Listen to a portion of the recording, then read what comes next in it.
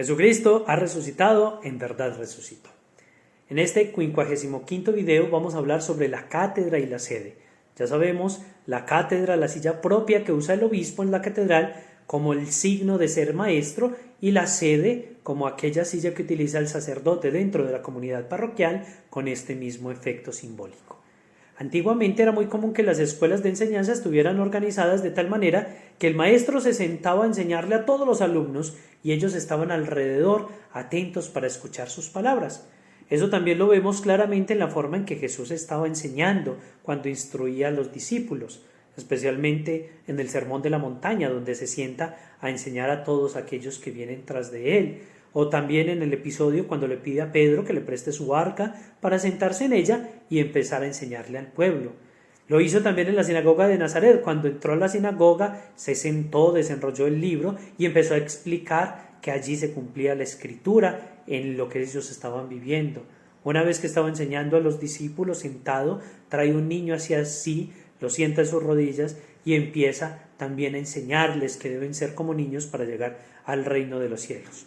Bueno, esto que hacía el Señor, tiempo más tarde lo repite la Iglesia, y lo vemos por ejemplo en una tradición muy antigua que existe en Roma, donde la silla en la que se sentaba el apóstol Pedro para enseñar a todo el pueblo que se reunía alrededor de él fue venerada de tal manera que ahora la encontramos en el altar de la cátedra de San Pedro, el altar de la confesión, y allí está esa misma silla como un gran relicario, un signo sagrado.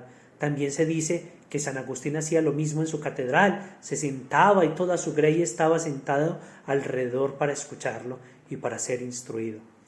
Durante el medioevo, la cátedra se fusionó con el trono de los reyes y de los grandes señores, porque a los obispos se les entregaba también un título real. Ellos generalmente eran príncipes, eran señores, marqueses, duqueses, y por eso también su silla, que era el lugar de la enseñanza, empieza a fusionarse con esta manera de trono.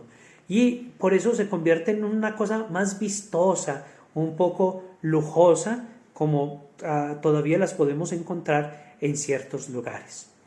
Como también se multiplicó el número de los creyentes y se hacía necesario poder instruirlos de la mejor manera, no era fácil que todos se sentaran alrededor, entonces se creó lo que se llama el púlpito, que todavía lo encontramos en los pueblos más antiguos, y que es un lugar elevado en el que el sacerdote sube y desde allí predica la palabra.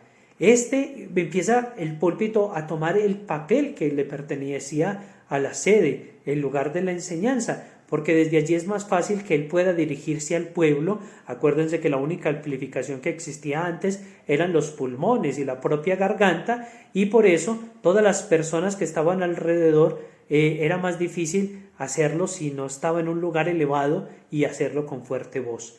La silla entonces donde se sienta el sacerdote pasa a ser cualquier banquito donde él simplemente se sienta cuando está celebrando la misa y están haciendo unos cantos que en algún momento son demasiado largos, y se puede sentar para poder descansar un poco, especialmente en el tiempo del barroco. En este tiempo también fue usual que la predicación se hiciera no como una parte de la misa, sino por fuera de la misa. Mientras el sacerdote celebra la misa, hay otro sacerdote que está predicando. Juan 23 cambió esta usanza y dice que tiene que integrarse la homilía a la celebración de la misa.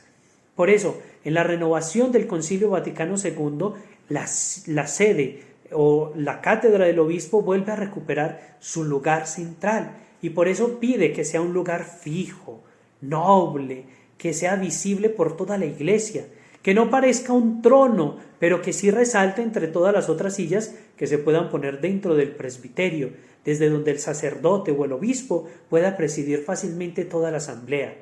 Desde allí, ahora en nuestro ritual, el sacerdote puede hacer todos los ritos iniciales que van desde el Señor ten piedad, el canto de gloria, la oración colecta. También puede hacer la homilía, sentado o de pie, como él lo prefiera, realizar la profesión de fe, la oración de los fieles, recibir las ofrendas que vienen en procesión y que traen los fieles. También desde allí puede hacer la última oración de la misa y bendecir al pueblo impartiéndoles la bendición.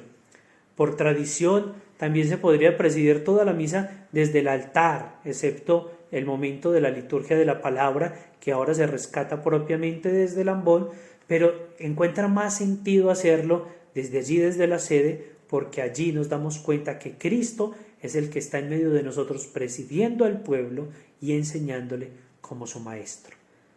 Dios los bendiga y nos vemos en el próximo video.